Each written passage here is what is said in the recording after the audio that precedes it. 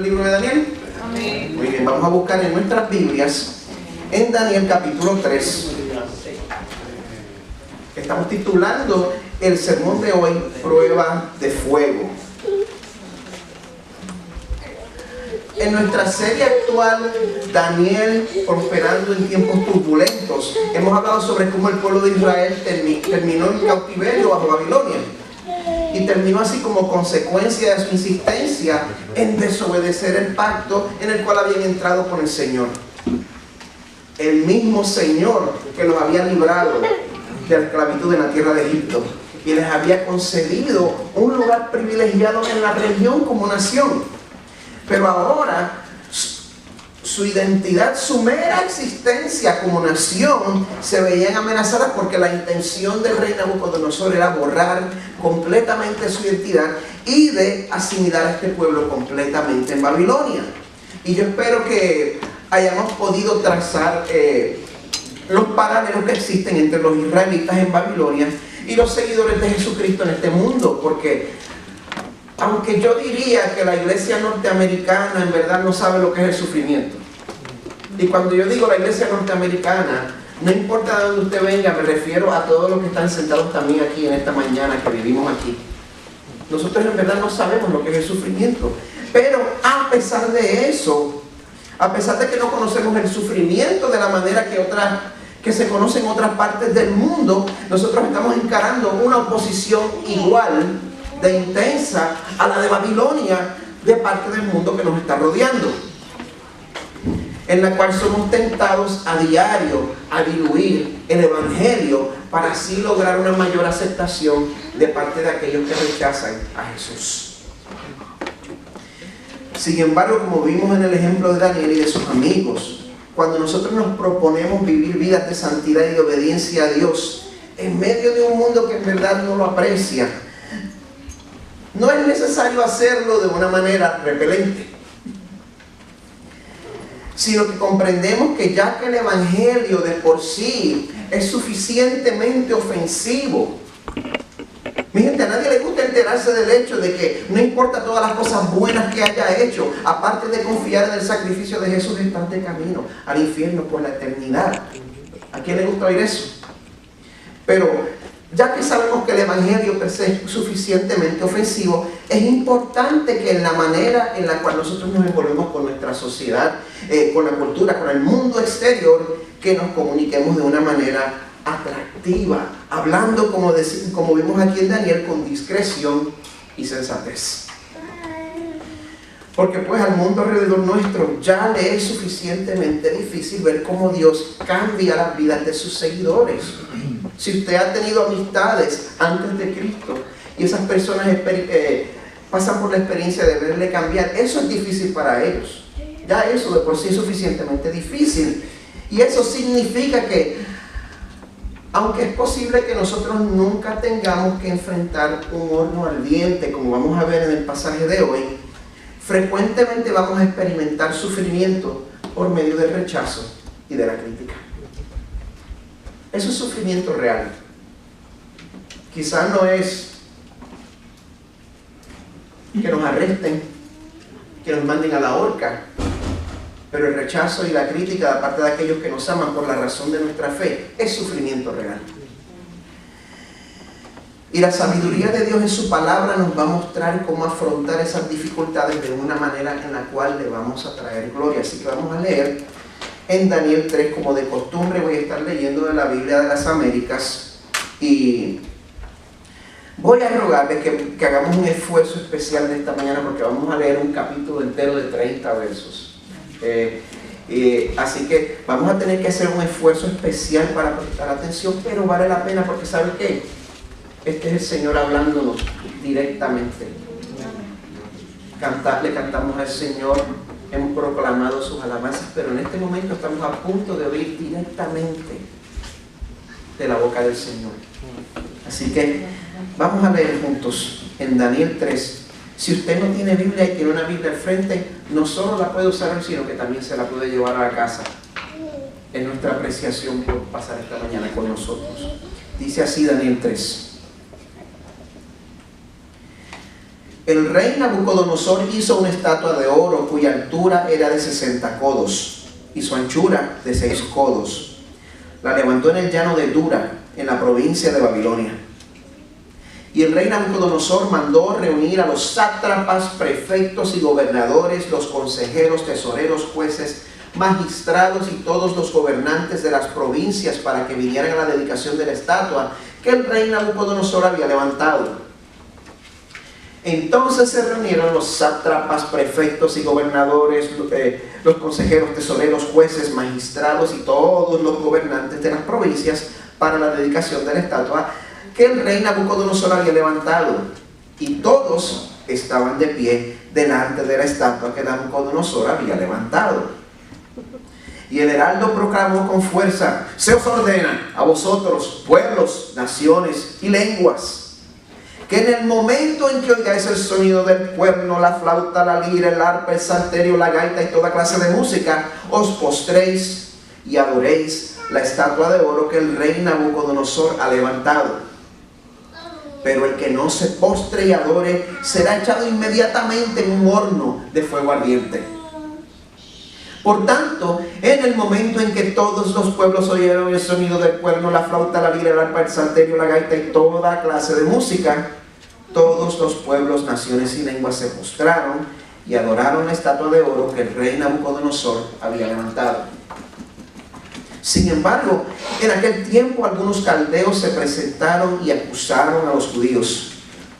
Hablaron y dijeron al rey Nabucodonosor: oh rey, vive para siempre. Tú, oh rey, has proclamado un decreto de que todo hombre que oiga el sonido del cuerno, la flauta, la lira, el arpa, el salterio, me salió bien puertorriqueño, el arpa, el salterio, la gaita y toda clase de música, se postre y adore la estatua de oro. Y el que no se postre y adore será echado en un horno de fuego ardiente. Pero hay algunos judíos a quienes has puesto sobre la administración de la provincia de Babilonia, es decir, Sadrach, Mesach y Abednego. Estos hombres, oh rey, no te hacen caso, no sirven a tus dioses ni adoran la estatua de oro que has levantado. Entonces Nabucodonosor, enojado y furioso, dio orden de traer a Sadrach, Mesach y Abednego. Estos hombres pues fueron conducidos ante el rey. Habló Nabucodonosor y les dijo: es verdad, Sadrach, Mesach y Abednego, que no servís a mis dioses, ni adoráis la estatua de oro que he levantado. ¿Estáis dispuestos ahora para que cuando oigáis el sonido del cuerno, la flauta, la lira, el arpa, el salterio, la gaita y toda clase de música, os postréis y adoréis la estatua que he hecho? Porque si no la adoráis, inmediatamente seréis echados en un horno de fuego ardiente. ¿Y qué Dios será el que os libre de mis manos? Sadrach, Mesach y Abednego respondieron y dijeron al rey Nabucodonosor: no necesitamos darte una respuesta acerca de este asunto. Ciertamente nuestro Dios, a quien servimos, puede librarnos del horno del fuego ardiente, y de tu mano, oh rey, nos librará. Pero si no lo hace, has de saber, oh rey, que no serviremos a tus dioses, ni adoraremos la estatua de oro que has levantado. Entonces Nabucodonosor se llenó de furor y demudó su semblante contra Sadrach, Mesach y Abednego. Respondió ordenando que se calentara el horno 7 veces más de lo que se acostumbraba a calentar. Y mandó que algunos valientes guerreros de su ejército ataran a Sadrach, Mesach y Abednego y los echaran en el horno de fuego ardiente. Entonces estos hombres fueron atados y arrojados con sus mantos, sus túnicas, sus gorros y sus otras ropas en el horno de fuego ardiente. Como la orden del rey era apremiante y el horno había sido calentado excesivamente, la llama del fuego mató a los que habían alzado a Sadrach, Mesach y Abednego. Pero estos 3 hombres, Sadrach, Mesach y Abednego, cayeron atados en medio del horno de fuego ardiente. Entonces el rey Nabucodonosor se espantó y levantándose apresuradamente preguntó a sus altos oficiales: ¿no eran 3 los hombres que echamos atados en medio del fuego? Ellos respondieron y dijeron al rey: ciertamente, oh rey. El rey respondió y dijo: mirad, veo a 4 hombres sueltos que se pasean en medio del fuego sin sufrir daño alguno, y el aspecto del cuarto es semejante al de un hijo de los dioses. Entonces Nabucodonosor se acercó a la puerta del horno de fuego ardiente y dijo: Sadrac, Mesac y Abednego, siervos del Dios Altísimo, salid y venid acá. Entonces Sadrac, Mesac y Abednego salieron de en medio del fuego. El fuego no había tenido efecto alguno sobre sus cuerpos, ni el cabello de sus cabezas se había chamuscado, ni sus mantos habían sufrido daño alguno, ni aún olor del fuego había quedado en ellos. Habló Nabucodonosor y dijo: bendito sea el Dios de Sadrac, Mesac y Abednego, que ha enviado a su ángel y ha librado a sus siervos, que, confiando en él, desobedecieron la orden del rey y entregaron sus cuerpos antes de servir y adorar a ningún otro Dios, excepto a su Dios. Por tanto, proclamo un decreto de que todo pueblo, nación o lengua que diga blasfemia contra el Dios de Sadrac, Mesac y Abednego sea descuartizado y sus casas reducidas a escombros, ya que no hay otro Dios que pueda librar de esta manera. Entonces el rey hizo prosperar a Sadrac, Mesac y Abednego en la provincia de Babilonia. Esta es la palabra de Dios. ¿Podrían orar por mí en este momento? Señor, te necesito tocar tus altos esta mañana. Siento, Señor, que necesito tu bautismo de una manera diferente. Ayúdame, Señor, a poder explicar tu palabra con claridad para tu gloria y el beneficio de este pueblo. Danos una visión de tu hermosura, Señor, en la cual tú seas nuestro deseo en todo momento, en alegrías, en tristezas, en salud, en enfermedad, en abundancia y en escasez, para que este mundo vea que tú eres el tesoro de más valor. Te lo pedimos en el nombre de Jesús. Amén. ¿Cuántos son fanáticos de equipos deportivos aquí? Están perdidos, ¿no? No sé, ¿cuántos siguen en el NBA? Pelota de Grandes Ligas, béisbol de Grandes Ligas. Por fin alguien, NFL.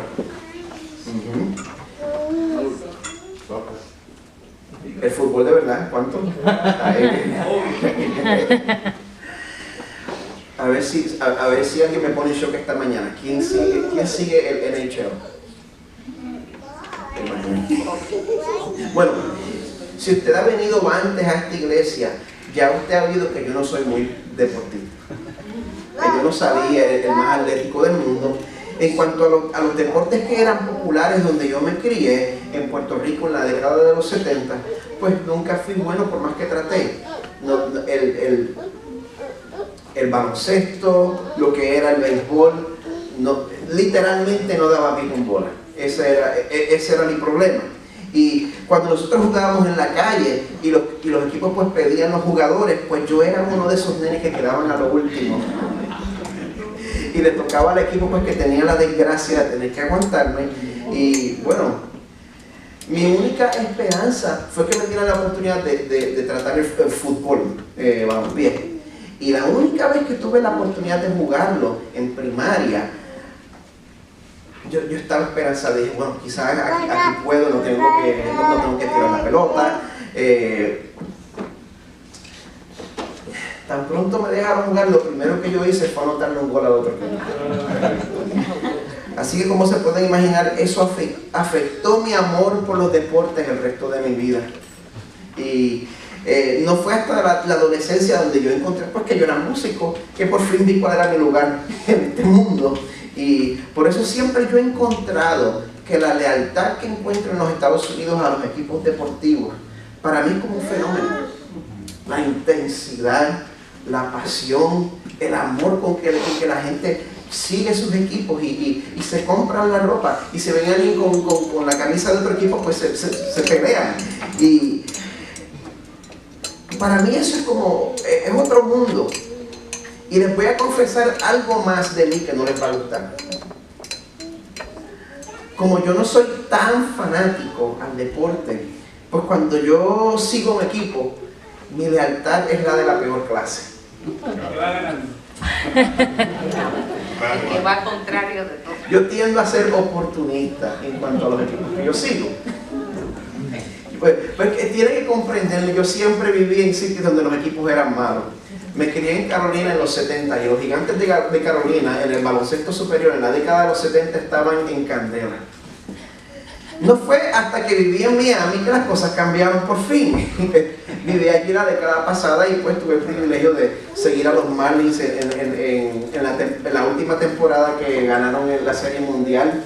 Estuve en uno de los juegos, no de la Serie Mundial, pero sí de la temporada. Y gente, un juego de béisbol es un servicio de adoración.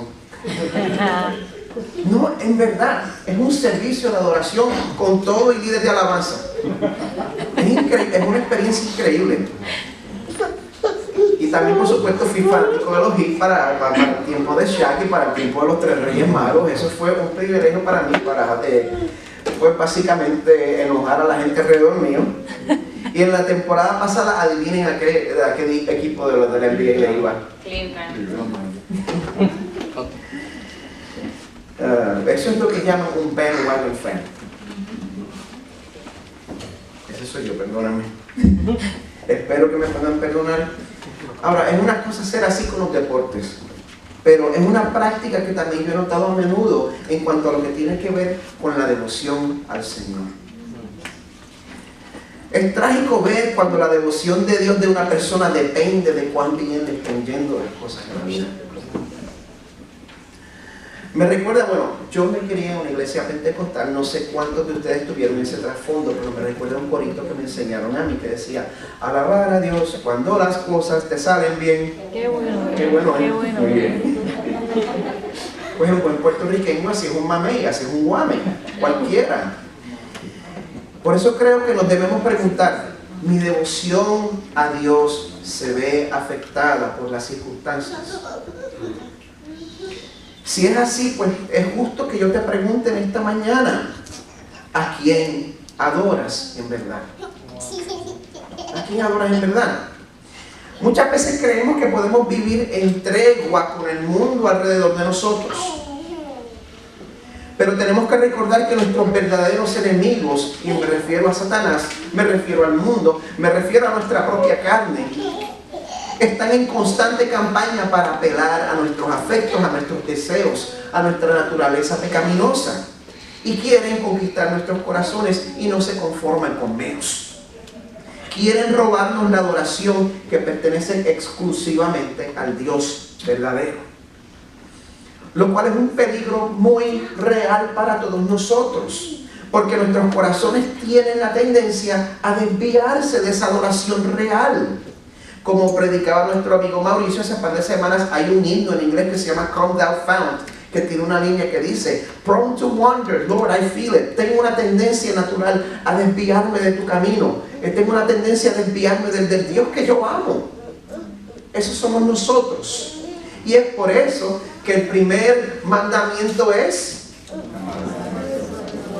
El primer mandamiento de los 10 mandamientos: no tendrás... Eso es para usted, eso es para mí, que me crié en la iglesia, es para usted que se crió en la iglesia y es cristiano. No tendrás dioses ajenos delante de mí. Quizás nosotros creemos que nosotros somos demasiado sofisticados como para arrodillarnos frente a una estatua, pero con cuánta frecuencia nosotros desobedecemos a nuestro Salvador y le damos nuestro amor y le damos nuestra adoración al poder, al control, a la aprobación, a la comodidad, al ser reconfortados. Por eso les propongo hoy que tarde o temprano el mundo nos obligará a escoger entre adorar a Dios o a cometer adulterio con los ídolos que nuestros corazones fabrican con tanta facilidad. Vamos a ver que el pasaje de hoy nos muestra tipos distintos de adoración. Adoración por pragmatismo, adoración por principios Y por último vamos a considerar el precio a pagar por cada uno, porque cada uno va a tener un precio a pagar. Así que primero consideremos la adoración por pragmatismo. Comenzando con el verso 1, el rey Nabucodonosor hizo una estatua de oro cuya altura era de 60 codos, equivale más o menos 30 metros, y una anchura de 6 codos, como 3 metros. Por las dimensiones parece más un tótem que una estatua. 3 metros de anchura, 30 de altura. La levantó en el llano de Dura, en la provincia de Babilonia. Para que comprendamos lo que está pasando aquí, sería bueno que habláramos un poquito de la conclusión del mensaje del domingo pasado, que fue basada sobre el sueño del rey Nabucodonosor. Yo me detuve en el momento en que Daniel adoró al Señor por haberle revelado la interpretación, pero no cubrimos más nada. Si recuerdan, Dios le concede a Daniel saber el sueño que el rey había tenido y su interpretación. En el capítulo 2 se describe el sueño de los versos 31 al 35. Tú, oh rey, tuviste una visión, y aquí había una gran estatua. Esa estatua era enorme y su brillo extraordinario. Estaba en pie delante de ti y su aspecto era terrible. La cabeza de esta estatua era de oro puro, su pecho y sus brazos de plata, y su vientre y sus muslos de bronce, sus piernas de hierro, sus pies en parte de hierro y en parte de barro. Estuviste mirando hasta que una piedra fue cortada sin ayuda de manos y golpeó a la estatua en sus pies de hierro y de barro y los desmenuzó. Entonces fueron desmenuzados todos a la vez: el hierro, el barro, el bronce, la plata y el oro. Quedaron como el tamo de las eras en verano, y el viento se los llevó sin que quedara rastro alguno de ellos. Y la piedra que había golpeado la estatua se convirtió en un gran monte que llenó toda la tierra. La interpretación era, para resumir, cada sección que era hecha de materiales distintos representaba distintos reinos, comenzando con el de Nabucodonosor, la parte de oro, la cabeza de oro, y que a lo último Dios mismo iba a levantar otro reino que derribaría a todos los demás y permanecería para siempre. El sueño mostraba cómo todos los reinos humanos iban a pasar y cómo el reino de Dios va a permanecer para siempre. ¿Cómo reacciona Nabucodonosor a esta interpretación? En el verso 47 él dice: el rey habló a Daniel y dijo: eres el revelador de misterios, ya que tú has podido revelar este misterio. Ante esta manifestación de poder sobrenatural que sucede a través de Daniel, el rey Nabucodonosor, el cual podemos ver que era bien religioso, pues queda impresionado. Por lo cual, pues él reconoce desde su mente politeísta que no había Dios como el Dios verdadero. Ahora les pregunto, ¿significaba eso que el rey había experimentado un nuevo nacimiento? ¿Significaba eso que él rechazó todos los otros dioses falsos? No. Si el Espíritu Santo no cambia tu corazón, no va a haber señal y no va a haber prodigio que lo pueda hacer.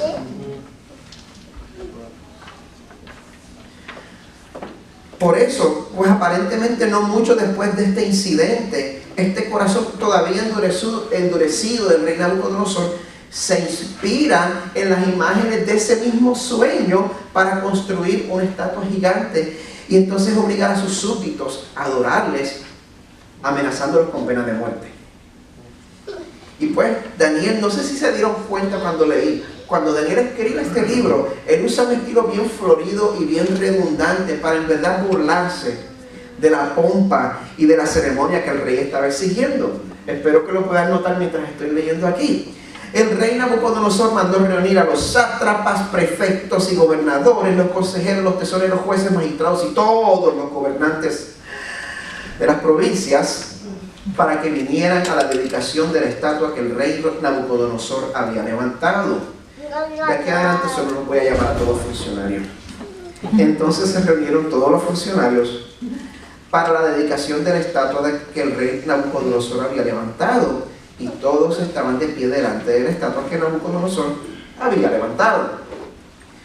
Aquí tenemos otra repetición más. que en el momento en que oigáis el sonido del cuerno, la flauta, la lira, el arpa, el salterio, la gaita y toda clase de música, os postréis y adoréis la estatua de oro que el rey Nabucodonosor ha levantado. Pero el que no se postre y adore será echado inmediatamente en un horno de fuego ardiente. Por tanto, en el momento en que todos los pueblos oyeron el sonido de todos los instrumentos, se postraron y adoraron la estatua de oro que el rey Nabucodonosor había levantado. Nabucodonosor no aprende. Hace varios años, un grupo de jóvenes de una iglesia que yo conocía, ellos tuvieron un accidente automovilístico bastante aparatoso en el cual muchos salieron heridos porque estaban manejando de manera descuidada. Y tenía mucha más gente dentro del carro de lo que se suponía. Mucha gente salió herida, muchos quedaron lesionados. Y pues un par de días después estaban todos juntos en la iglesia, y entonces ellos se ven los unos a los otros, se encuentran así pues todos vendados con los neck braces y cuantas cosas. Pues entonces tuvimos un tsunami de emoción adolescente y formaron un show donde se pusieron a llorar como si se fueran a morir, y hasta terminaron cantando himnos como si fuera un funeral. Yo estaba viendo todo esto y yo pues nadie se murió. Pero un par de meses después yo vi esencialmente al mismo grupo de jóvenes en un carro a punto de hacer lo mismo, todos atosigados saliendo. Yo los paré y yo los puse como chuta. Ustedes no aprenden. Quizás se me fue la mano, algunos de esos jóvenes pues todavía no me hablan. Pero qué tragedia tan grande es ver cuando la gente pierde la oportunidad de aprender de sus experiencias.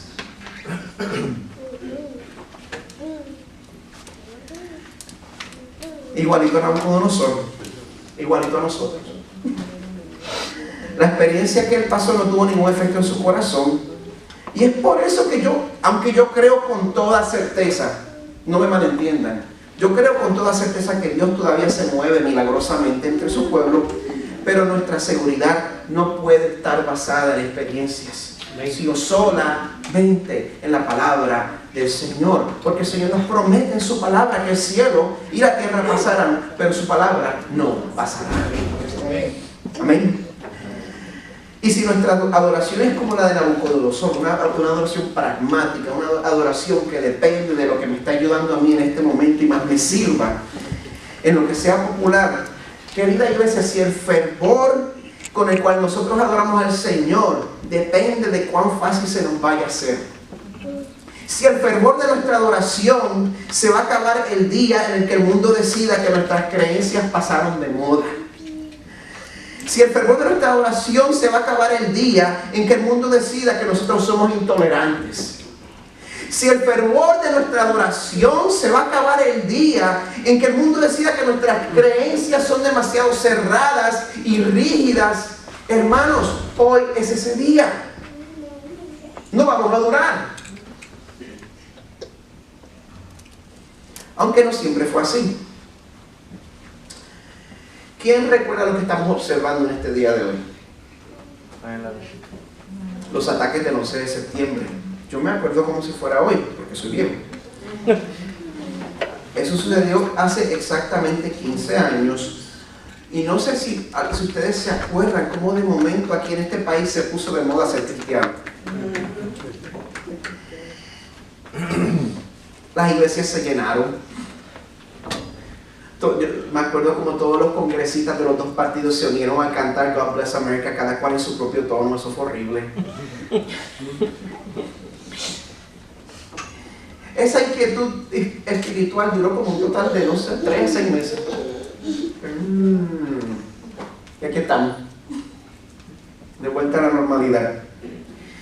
Si usted está adorando al Dios verdadero, no importa cuánto le estén aceptando ahora, eventualmente se le va a hacer inconveniente. Porque este mundo que se está perdiendo va a exigir que usted escoja entre adorar a Dios o adorar al ídolo que ellos le pongan. Y ese momento se va a dar a conocer quienes adoran pragmáticamente y quienes adoran por principios.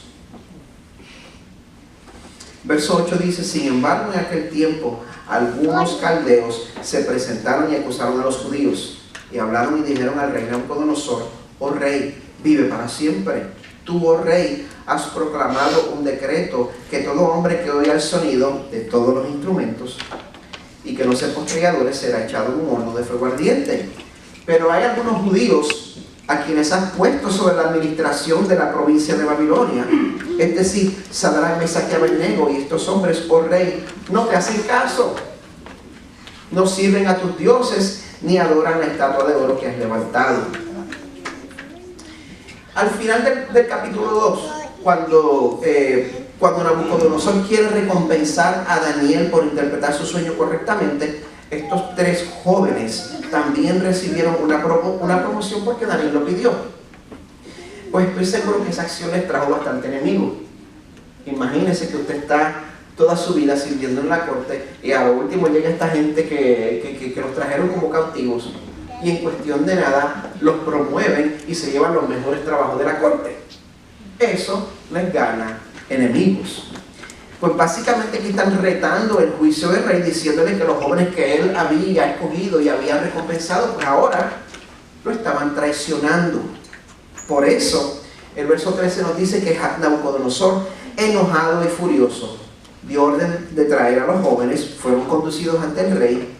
Habló Nabucodonosor y les dijo: ¿es verdad que no servís a mis dioses ni adoráis la estatua de oro que he levantado? Les da una oportunidad más. ¿Estáis dispuestos ahora para que cuando oigáis el sonido de todos los instrumentos adoréis la estatua que he hecho? Porque si no la adoráis, inmediatamente seréis echados en un horno de fuego ardiente, y que Dios será el que os libre de mis manos. El deseo de que lo adoraran a él había hecho que Nabucodonosor se olvidara completamente de todo lo que Dios había hecho por él. Y aquí se estaba comportando como si el Dios que conocía sus pensamientos más íntimos no existiera.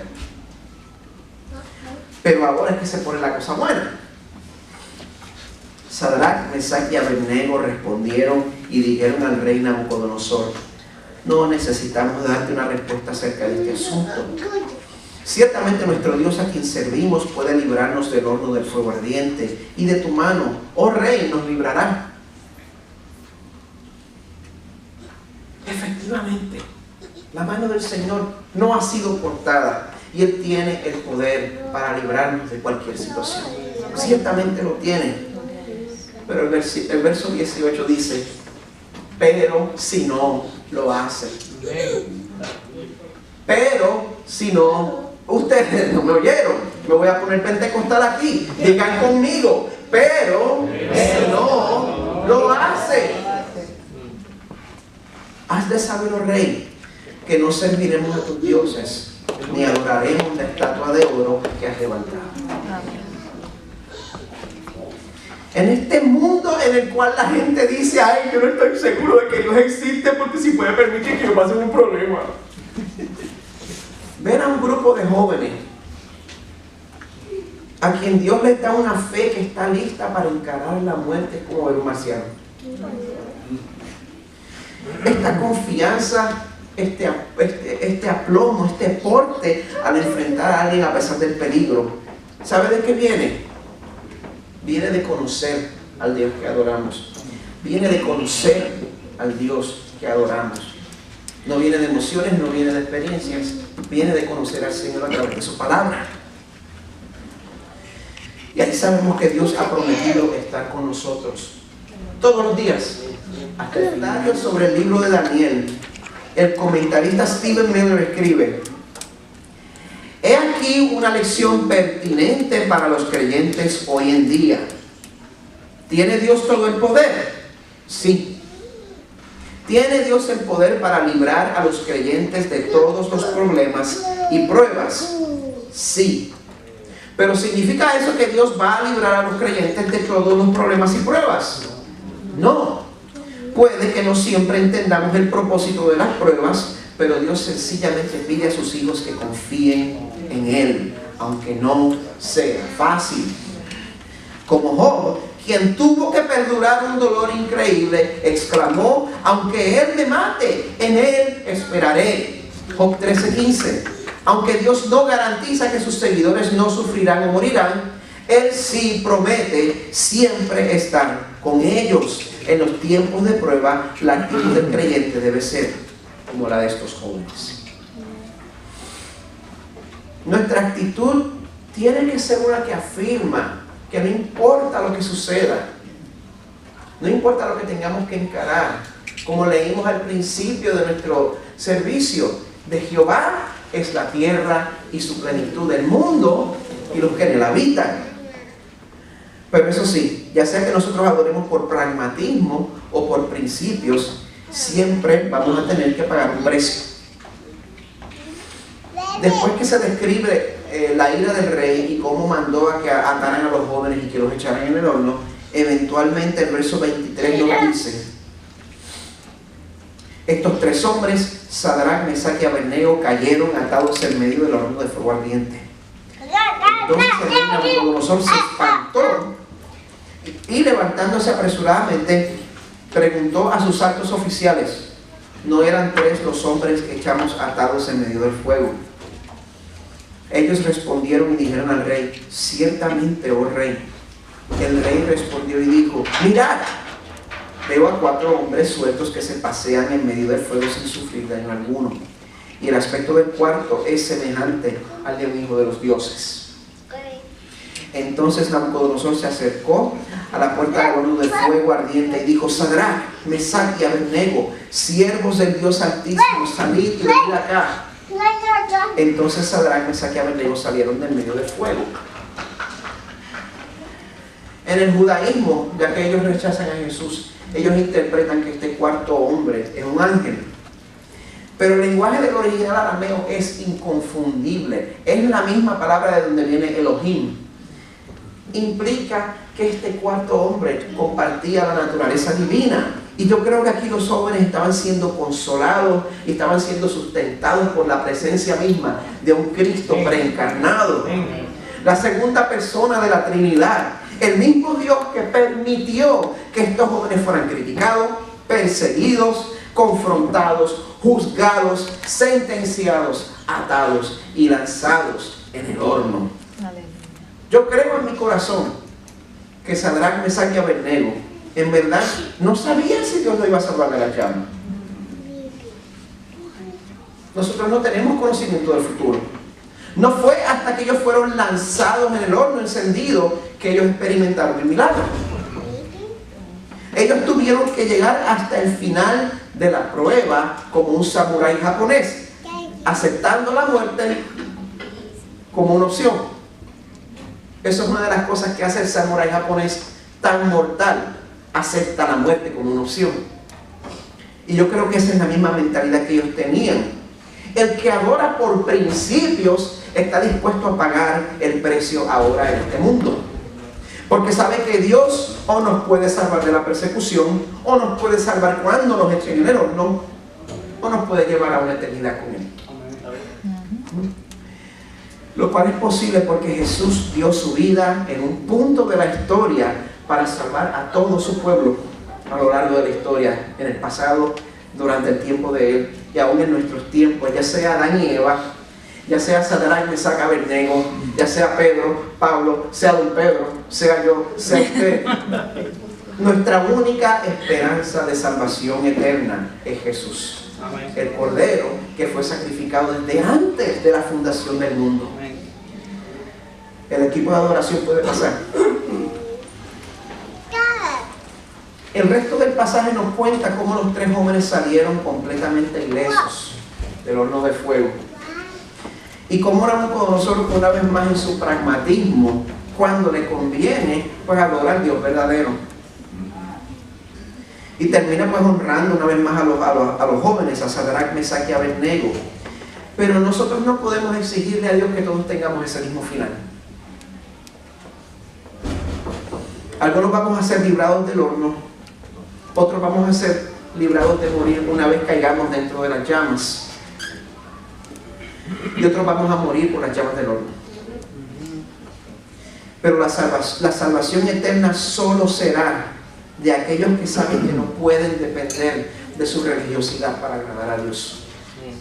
Los que saben que el que es verdaderamente bienaventurado, bendecido, feliz, como dice Mateo 5, es el que es pobre en espíritu, el que se da cuenta que no puede impresionar a Dios con sus logros religiosos. Que el bienaventurado es el que llora reconociendo su situación pecaminosa, sabiendo que no puede hacer nada para salvarse a sí mismo. Y sabe que su única esperanza delante de Dios es ser representado por ese cuarto hombre del horno. El que vivió una vida perfecta, sufrió y murió la muerte que todos merecemos, porque somos pecadores y porque somos idólatras y porque somos pragmáticos. Así que si usted ha confiado en su habilidad para adorar al Señor, pues hoy te invito a que mejor confíes en el sacrificio de Jesús. Y si usted ha confiado ya en Jesús, pues yo le invito a que recordemos una vez más lo que Él hizo por nosotros en la cruz del Calvario. Vamos a estar de pie.